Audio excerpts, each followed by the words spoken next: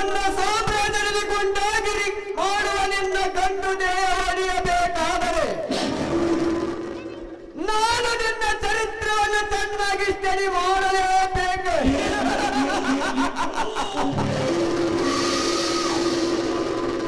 ಸತ್ಯ ಹಣವಿಲ್ಲದ ಹೆಣಕ್ಕಿಂತಲೂ ಕಡಿಯಾಗಿ ನಿಂತ ನಿನ್ನ ಸಹೋದರನ ಸಹಾಯದಿಂದಲೇ ಮೆರೆಯುವ ನಿನ್ನ ಸೌರ್ಯ ಸೆರೆ ಹಿಡಿದಾಗಲೇ ನನ್ನ ಆತ್ಮಕ್ಕೆ ಶಾಂತಿ.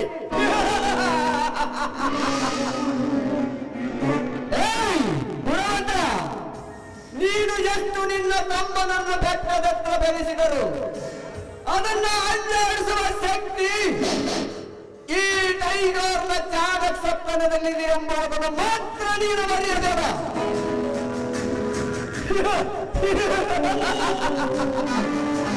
ನನ್ನ ಪ್ರತಿಯೊಂದು ವ್ಯವಹಾರಕ್ಕೆ ಅಡ್ಡಿ ಮಾಡುತ್ತಿರುವ ನಿನ್ನ ಬಲತ್ತಿತನಕ್ಕೆ ನಾನು ಬಿಡಿರಾಗಲನಾಗಿ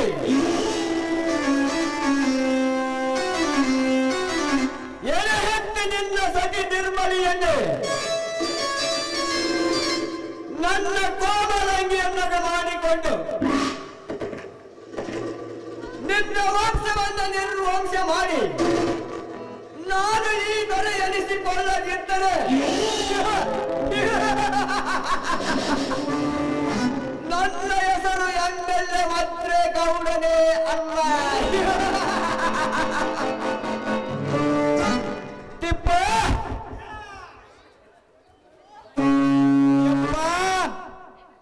ಏನು ಬರೆಯಕತ್ತೀಯೋ?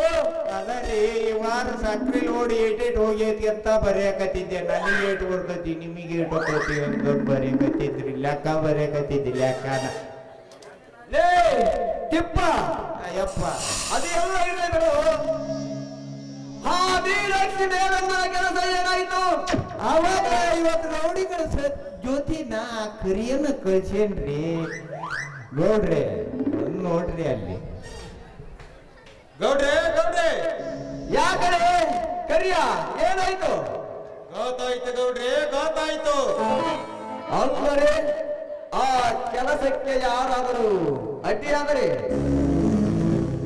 ಆ ಸಮಾಜಕ್ಕೆ ನುಗ್ಗಿ ಅಲ್ಲಿದ್ದ ಬದ್ದವರನ್ನು ಹೊತ್ತು ಹೊರಗಾಕಿ ಆ ಮೀನಾಕ್ಷಿಯನ್ನು ಹೊತ್ತು ತರಬೇಕೆನ್ನುವಷ್ಟರಲ್ಲಿ ಎತ್ತಲಿಂದ ಬಂದ ಸತ್ಯವಂತ ಎದ್ದು ಬದ್ದವರೆಲ್ಲನ್ನು ಹೊತ್ತು ಹೊರಗಾಕಿ ಆ ಮೀನಾಕ್ಷಿಯನ್ನು ರಕ್ಷಿಸಿಕೊಂಡು ಬಿಟ್ಟ ಗೌಡರೇ. ಆ ಮೀನಾಕ್ಷಿಯನ್ನು ರಕ್ಷಿಸಿಕೊಂಡು ಬಿಟ್ಟ. ಈ ವಜ್ರೇಗೌಡ ನಮ್ಮ ಬಾಳಿನ ಪುಟದಲ್ಲಿ ಸೋಲೆನ್ನುವ ಸತ್ಯವೇ ಇಲ್ಲದಿರುವಾಗ ಏಕಾಚತ್ತವಪ್ಪ ಸತ್ತನಿಗೆ ಹೆದರಿ 50 ಜನ ಓಡಿ ಬಂದಿರುವಿರಲ್ಲ. ನಾಚಿಕೆ ಆಗುವುದಿಲ್ಲ ನಿಮ್ಮ ಚರ್ಮಕ್ಕೆ. ನಿಮ್ಮನ್ನು ನಾನು ಹಾಗೆ ಬಿಡುವುದಿಲ್ಲ. ತಪ್ಪಾಗಿದೆ ಗೌಡ್ರೆ, ಕ್ಷಮೆ ಇರಲಿ. ಸಾಧ್ಯವಿಲ್ಲ. ಸೋಲು ಕಂಡ ಬಂಡ ಪುಂಡರಿಗೆ ಈ ವಜ್ರೇಗೌಡನ ಸ್ಥಾನದಲ್ಲಿ ಸ್ಥಾನವೇ ಇಲ್ಲ. ಕರಿಯ ಕೈಲಾಗದ ಹೇಳಿಯಂತೆ ಓಡಿ ಬಂದಿರುವರೆಂದರೆ ನಿಮ್ಮ ಪ್ರಾಣ ನನ್ನ ಕಣ್ಣೆದುರಿಗಿರಬಾರದು.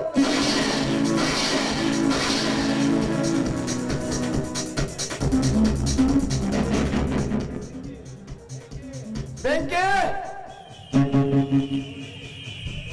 ಗೌಡ್ರೆ, ಯಾರು ಬಗೆಯಲೇ ಈ ಕಾನೂನ? ಬೆಂಕಿ ಅದೇನಂತ ಬೇಗ ಹೇಳಿ ಗೌಡ್ರಿ. ಈ ಬೆಂಕಿ ಇರೋದೇ ನಿಮ್ಮ ವೈರಿಗಳ ದೇಹನ ಸುಡೋದಕ್ಕೆ. ಆ ಸಜ್ಜನ ಬೆಂಬಲದಿಂದಲೇ ನಿತ್ಯ ಸಾಯಿ ಸಂಸ್ಥೆಯಲ್ಲಿ ಕಾಡು ಹತ್ತಿ ಮೆರೆಯುತ್ತಿರುವ ಆ ಮೀನಾಕ್ಷಿಯನ್ನು ತಂದು ಇವತ್ತು ನನ್ನ ತೋಳ ತೆಕ್ಕಿಗೆ ತಂದು ಹಾಕಿ ನನಗೆ ಮೈ ಸುಖ ನೀಡಿಸಬೇಕು. ನಂತರ ಅವರ ರಕ್ತ ನೋಡಿದಾಗಲೇ ನನ್ನ ಆತ್ಮಕ್ಕೆ ಶಾಂತಿ. ಹಾಗನ್ನು ನೀನು ಈಗಲೇ ಮಾಡಬೇಕು.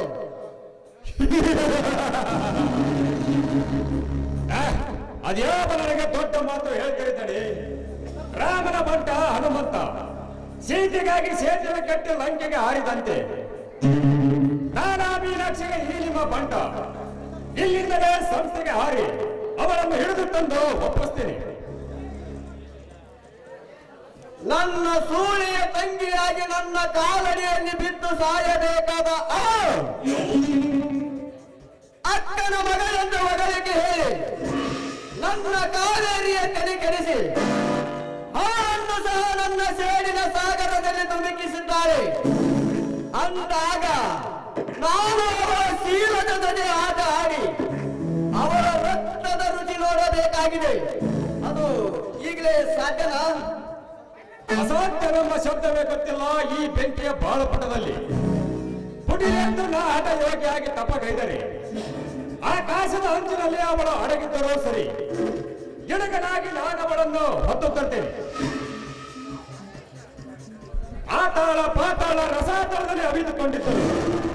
ಕರಿ ಸರ್ಪವಾಗಿ ಅವಳನ್ನು ಸುತ್ತಿ ತರದಿದ್ದರೆ ನನ್ನ ಹೆಸರು ಗಂಡು ಬೆಲೆಗಳ ಕಂಡ ಬೆಂಕಿನೇ ಅಲ್ಲ. This is my challenge. ಶಬಾಷ್ ಬೆಂಕಿ, ಶಬಾಷ್. ಬೆತ್ತಿದೆ ನಿನ್ನ ಚಾಣಕ್ಷತನದ ಶಕ್ತಿ ಸಾಹಸಕ್ಕೆ. ನಿಶಬ್ದವಾದ ಸಂದರ್ಭದಲ್ಲಿ ವಿದ್ಯುತ್ ಶಕ್ತಿಯಾಗಿ ನೀನು ಒಬ್ಬೊಬ್ಬರನ್ನು ಸುಡುತ್ತ ಬಂದರೆ ಈ ಕನ್ನಡ ನಾಡಿಗೆ ದೊರೆಯಾಗಿ ನಡೆಯುವನ ಮಂತ್ರಗೌಡ. ಬೆಂಕಿ ಹೋಗು, ನನ್ನ ಸೇರಿನ ಕೊನೆಯ ಅಂಕೆ ಮುಗಿಯುವುದು ಹಾಗೆ. ಆ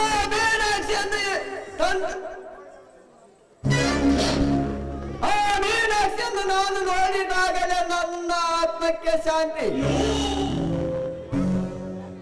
ಆಯ್ತು ತಡಿ. 355 ಮುತ್ತೈದೆಯರನ್ನು ಮುಂದೆ ಮಾಡಿ ಗಂಡಸಾಗಿರುವ ಈ ಬೆಂಕಿಗೆ ಅದು ಯಾವ ಲೆಕ್ಕದ ಹೆಣ್ಣು? ಪರಾಕ್ರಮವಾಗಿ ಅವಳ ಸೆರೆಗಲ್ಲೇ ಸೆರೆ ಹಿಡಿದು ಬರಬರನೆ ಎಳೆ ತಂದು ನಿಮ್ಮ 1000 ಸೂರ್ಯರಲ್ಲಿ ಅವಳು ಒಬ್ಬಳು ಎನ್ನುವ ಹಾಗೆ ಮಾಡದಿದ್ದರೆ ನಾ ಅಗ್ನಿ ಅನಾಹುತ ಬೆಂಕಿನೇ ಅಲ್ಲ.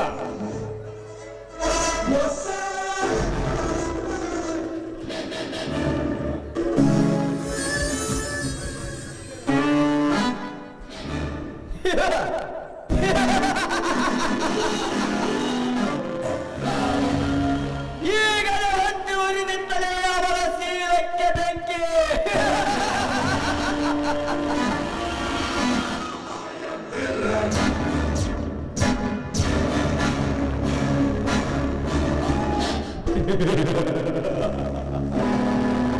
ಸಾಧ್ಯವಿಲ್ಲ ವಜ್ರೇಗೌಡ, ಸಾಧ್ಯವೇ ಇಲ್ಲ. ಈ ಸತ್ಯವಂತ ಜೀವಂತವಾಗಿರುವವರೆಗೂ ನೀನು ಮೀನಾಕ್ಷಿಯ ಶೀಲಕ್ಕೆ ಬೆಂಕಿ ಹಚ್ಚಲು ನಿನಗೂ ಸಾಧ್ಯವಿಲ್ಲ, ನಿಮ್ಮಪ್ಪನಿಗೂ ಸಾಧ್ಯವಿಲ್ಲ. ಸತ್ಯ ಮುತ್ತಲೇ ಬಾಯಿನ ಮರ್ಯಾದೆಯಿಂದ ಸತ್ಯವಂತ ಎಂದು ಬಗಳು ಇರದಿದ್ದರೆ ಬಡವರ ರಕ್ತದ ಬೆವರಿನಿಂದ ಒಪ್ಪಿ ಮೆರೆಯುತ್ತಿರುವ ನಿನ್ನ ಬಿಸಿ ರಕ್ತವನ್ನು ಕುಡಿದು ಬಿಡುತ್ತಾರೆ. ಏನು ವಜ್ರೇಗೌಡ, ನೀನೊಬ್ಬ ಶಾಸಕರೆಂಬ ಸೊಕ್ಕಿನಿಂದ ಸಿಕ್ಕವರ ಮನೆಯ ನುಗ್ಗಿ ಮಾರಾಟಗಿದೀಯ. ನಿನ್ನ ಸ್ವಾರ್ಥಕ್ಕಾಗಿ ಒಂದು ಹಣ್ಣಿನ ಬಾಳಿಗೆ ತೈಲ ಹಚ್ಚಿ ಇಡೀ ಸಾಯಿ ಸಂಸ್ಥೆಗೆ ಬೆಂಕಿ ಹಚ್ಚುತ್ತೀವಲ್ಲ, ನಾಚಿಕೆ ಆಗುವುದಿಲ್ಲ ನಿನ್ನ ಜನ್ಮಕ್ಕೆ.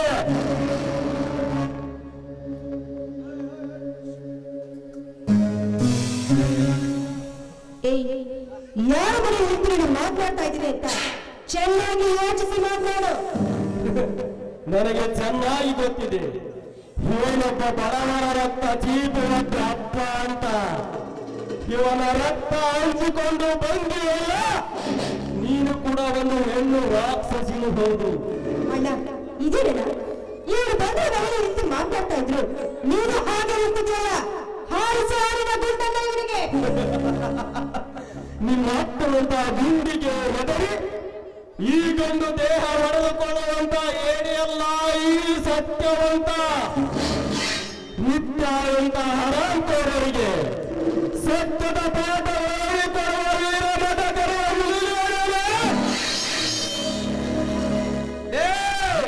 ಸತ್ಯವಂತ ಮಾತಿಗೆ ಮಾತು ಬೆಳೆಸಿ ನನ್ನೊಂದಿಗೆ ವೈರತ್ವ ಸಾಧಿಸಿ ನಿನ್ನ ಸಿರ ಕತ್ತರಿಸಿಕೊಳ್ಳಬೇಡ ಮಗನ ನನ್ನ ಕೈಯಿಂದ. ಮರ್ಯಾದಿಂದ ನೀನಿಲ್ಲಿಂದ ಹೊರ ಹೋಗದಿದ್ದರೆ ಹುಲಿಯನ್ನು ಗೇಲಿ ಮಾಡುವ ನಿನಗೆ ಅನ್ನ ನೀರಿಗೂ ಸಹ ಗತಿಯಾಗಿ ಹೋಗಿತು ಎತ್ತರ. ಎತ್ತರ ಎನ್ನುವ ಕತ್ತ ಶಬ್ದವೇ ಗೊತ್ತಿಲ್ಲ ಈ ಸತ್ಯವಂತನಿಗೆ. ಏನು ವಜ್ರೇಗೌಡ, ಅನ್ನ ನೀರಿಗೂ ಸಹ ನಿರ್ಬಂಧ ಹಾಕಲಿಕ್ಕೆ ಈ ನಿಸರ್ಗದ ನೀರೇನು ನಿಮ್ಮ ಅಪ್ಪನ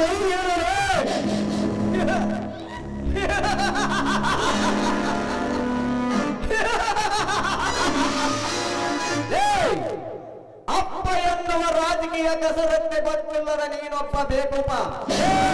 ಸತ್ಯ ಕೃಷ್ಣ ಕಾವೇರಿ ಅಂತ ನದಿಗೆ ಡ್ಯಾಮ್ ಸಟ್ಟು ಮಾಡಿ ನೀರಿಲ್ಲದ ವನಭೂಮಿ ರೈತರಿಗೆ ಕಾಲುವೆ ಮಾಡಿ ನೀರು ಹರಿಸಿ ರೈತರನ್ನು ಶ್ರೀಮಂತರನ್ನಾಗಿ ಮಾಡಿದವನು ನಾನು. ಹೊಲ ಮನೆ ಕರೆದುಕೊಂಡ ರೈತರಿಗೆ ಹೊಲ ಮನೆ ಕೊಟ್ಟು ಇಡೀ ಸಿಟಿಯನ್ನೇ ಚಂಡೀಗಢ ಸಿಟಿಯನ್ನಾಗಿ ಮಾಡಿದವನು ನಾನು. ಗಾಂಧಿ ಕಂಡ ರಾಮರಾಜ ಕನಸನ್ನು ಕೃಷಿ ಶಿಕ್ಷಣ ಉದ್ಯಮ ರಂಗ ಮುಂದೆ ಮಾಡಿ ಲಕ್ಷಾಂತರ ನಿರುದ್ಯೋಗಿಗಳಿಗೆ ಉದ್ಯೋಗ ಕೊಟ್ಟವನು ನಾನು. ಪ್ರತ್ಯೇಕ ಈ ನಗರಕ್ಕೊಂದು 100 ಎಕರೆ ಗಾರ್ಡನ್ ಮಾಡಿಸಿ ವಿಶ್ವವಿಖ್ಯಾತ ಪ್ರವಾಸಿ ತಾಣ ಕಟ್ಟಿಸಿದವನು ನಾನು. ಸತ್ಯ, ಇನ್ನು 10 ಹಲವಾರು ಆಸೆ ಇಟ್ಟಿದ್ದೇನೆ. ಈಗ ನಿನಗೇನು ಬೇಕಾಗಿದೆ ಕೇಳು. ಯಾವುದೋ ಒಬ್ಬ ಪುಣ್ಯವಂತ ಮಾಡಿದ ಕೆಲಸಕ್ಕೆ ನಾನೇ ಮಾಡಿಕೊಂಡು ಸ್ವಚ್ಛದಿಂದ ಹೇಳಬೇಡ. ನನಗೀಗ ನಿನ್ನ ಪ್ರಾಣ ಬೇಕು, ಕೊಡ್ತೀಯ? ಪ್ರಾಣ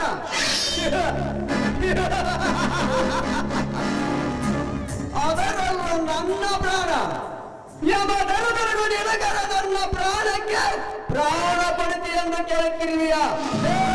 ಸತ್ಯ, ಜೀವನ ನಾಯಿಯಂತೆ. ಹೇ ಗೌಡ, ರಾಮರಾಜ್ಯದ ಹೆಸರಿನಲ್ಲಿ ನಮ್ಮ ನಾಡಿನ ಸಂಪತ್ತನ್ನು ಲೂಟಿ ಮಾಡಿದ ನೀನು ಒಬ್ಬ ಜಗದ ಬಂದ. ನಾನು ಒಬ್ಬ ದೇಶಭಕ್ತನೆಂದು ನಮ್ಮ ನಾಡಿನ ಜನರಿಗೆ ಮೋಸ ಮಾಡಿ ನಿತ್ಯ 10 ಭಾರತೀಯರ ಬಾರನ್ನು ಹಾಳು ಮಾಡುವ ನೀನೊಬ್ಬ ಕಾಮುಕ. ಬಡವರಿಗೆ ಮನೆ ಮಠ ಕಟ್ಟಿಸುತ್ತನೆಂದು ಸುಳ್ಳು ಹೇಳಿ ಅನೇಕ ಸಾವಿರ ಎಕರೆ ಜಮೀನನ್ನು ಕಬಳಿಸಿ ಸ್ವಂತ ನಿನ್ನ ಫ್ಯಾಕ್ಟರಿಯನ್ನೇ ಕಟ್ಟಿದ ನೀನೊಬ್ಬ ಕಟುಕ. ನಾನೊಬ್ಬ ರಾಮಭಕ್ತನನ್ನು ಎಲ್ಲ ಮಂತ್ರಿಗಳನ್ನು ಕೈಯಲ್ಲಿಟ್ಟುಕೊಂಡು ಈ ನಮ್ಮ ನಾಡಿನ ಸಂಪತ್ತನ್ನೇ ಕೊಳ್ಳೆ ಹೊಡೆದ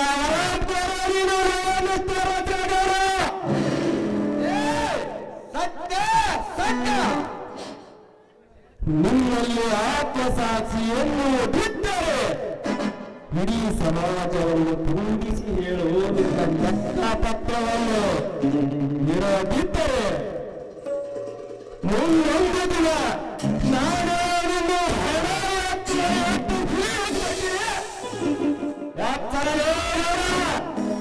ಎತ್ತರ.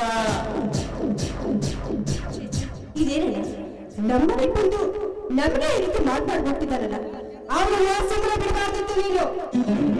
ಅದ್ರ ಹಕ್ಕಿಕತಿ ನಿನಗೆ ಗೊತ್ತಿಲ್ವ? ಆತಕ್ಕೆ ತಗ ಈ ಪುಸ್ತಕ ತಗೊಂಡು ಒಳಕ್ ಹೋಗ್ಬಿಡು, ಮೊದಲು ನಾನು ನೋಡ್ಕೊಂತವಿ. ಇವನೊಬ್ಬ ದೊಡ್ಡ ತರಗಟೆ. ತಿಪ್ಪ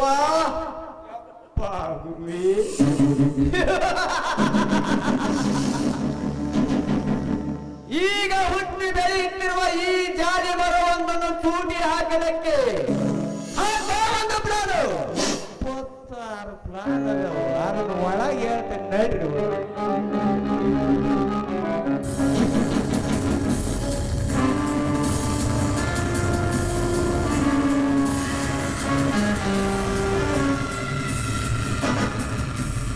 ನೀವು ಹಾಕಿದ ಪ್ಲಾನ್ ಬರೀ ಡೆಡ್ ಆಗಿವೆ ದನಿ.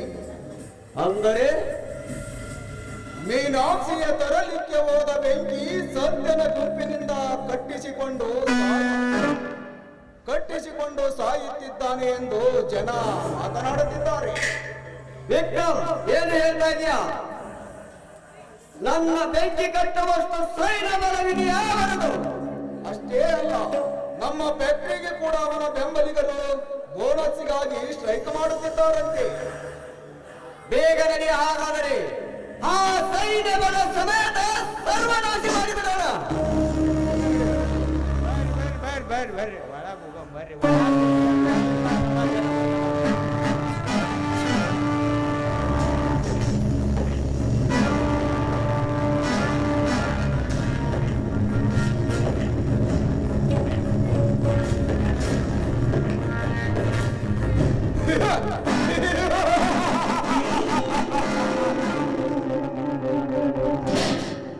ವಜ್ರೇಗೌಡ, ನಾನು ಒಳ್ಳೆಯವನಾಗಿ ಈ ಸಮಾಜದಲ್ಲಿ ಬಾಳಬೇಕೆಂದರೆ ನನ್ನ ಮನೆತನಕ್ಕೆ ಅನ್ಯಾಯ ಮಾಡಿದ ಸದಾ ನೆನಪು ಹಚ್ಚ ಹಸುರಾಗಿದೆ. ಅದರ ಸೇಡಿನ ಪ್ರತಿಫಲಕ್ಕಾಗಿ ನಾನು ಇಂದು ನಿನ್ನ ನೆಂಬಿಗೆ ಆಪ್ತ ಸ್ನೇಹಿತನಾಗಿ ನೀನು ಮಾಡುವ ಈ ನಾಟಕಕ್ಕೆ ನಾಂದಿ ಹಾಡಿ ಕೊನೆಯ ಸನ್ನಿವೇಶನ ಬರುವುದರ ಒಳಗಾಗಿ ನಿನಗೆ ತಿನ್ನಲು ತುತ್ತು ಕೂಡಿಸಿದರೆ ನಿನ್ನನ್ನು ಹೊತ್ತ ನಾಯಿಯಂತೆ